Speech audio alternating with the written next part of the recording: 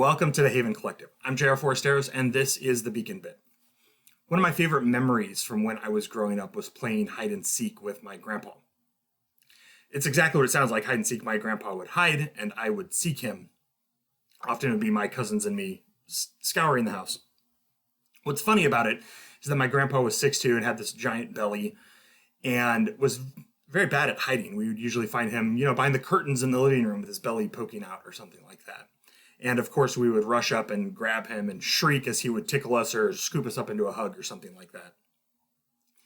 And, from an objective outside perspective, it seemed as though my grandpa was very bad at hide and seek. And that may have been true, but I think the larger goal for him was not to stay hidden the longest. It was to be discovered by his grandkids. He loved being a grandpa and loved playing with his grandchildren. And so that was just something that brought a lot of joy into his life.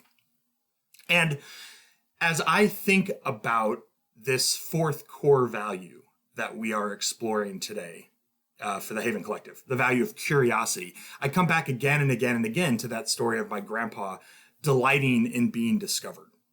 The scripture that we examined for this week, Proverbs 25:2, is a fairly simple one, right? It says that it's God's privilege to hide things and that the king's glory to discover them.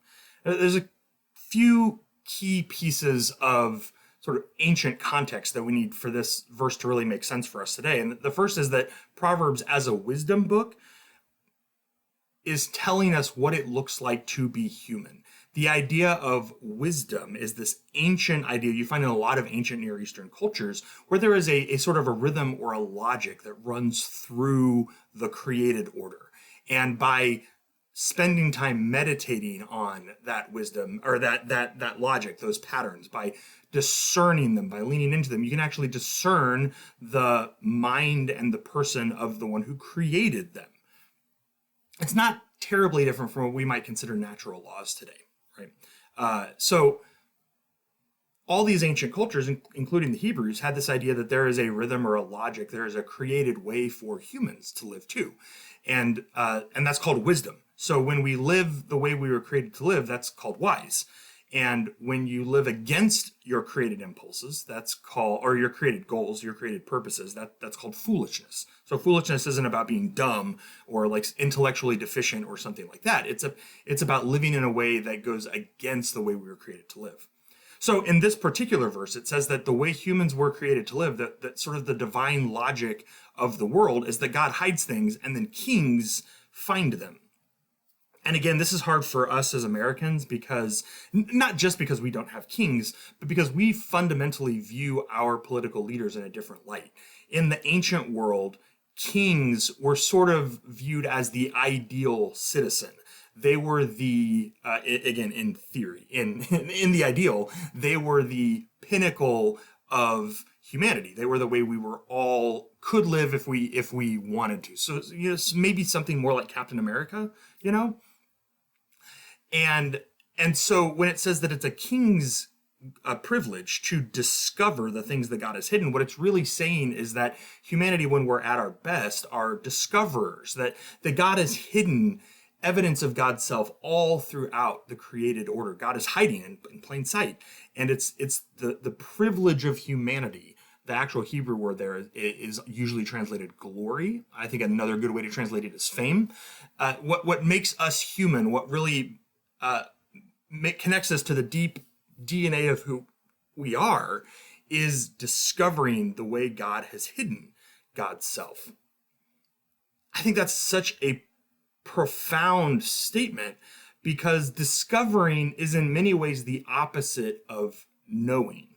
Discovering it requires us to have a posture of humility, to say, I don't know what's out there. I have these questions. I have these big gaps in my knowledge and the way I understand the world. And so I'm going to go seeking. I'm going to go learning. Whereas knowing is locking things down. And even the realm of sciences is replete with instances of massive blind spots in our cultural knowledge because scientists even have been convinced that we knew something already when in fact we had it all wrong. I think one of my favorite examples is Stephen Hawking, the greatest astrophysicist of the 20th and 21st centuries, who wrote a book called A Brief History of Time, where he said, yeah, we're like this close to having everything figured out. And then a few years later, he had to write another book where he was like, turns out I was wrong. We have barely scratched the surface. And again, it took a lot of humility for Hawking to admit that he had had some major spots, that he had had some hubris, right? Where he had been certain instead of curious. And that's why we here at Haven value curiosity over certainty, because certainty says, I know. And curiosity says, teach me, right? Certainty says, I have the answers. And curiosity says, the answers are out there somewhere. You may even have the answers. Curiosity is actually something that at Haven that evolved out of our original core value of serving. And it's because we kept looking for a better way to talk about serving than the model that we see in a lot of churches, which is we have Jesus and we have all of the answers and we're going to take them to everyone else and we're going to fix the problems for them. So whether that's serving in an unhomed population or whether that's serving in other cultures or other countries, there was often this sense that we know best and we're going to go and teach everyone else. And yet what we see in Scripture again and again and again is the opposite of that. It's the followers of Jesus going into these other cultures with a posture of humility and curiosity because we assume that God is already present there. We are not taking God anywhere. God's privilege is to hide everywhere, even among other people and other cultures. And it's our privilege, our glory, to discover how God is at work.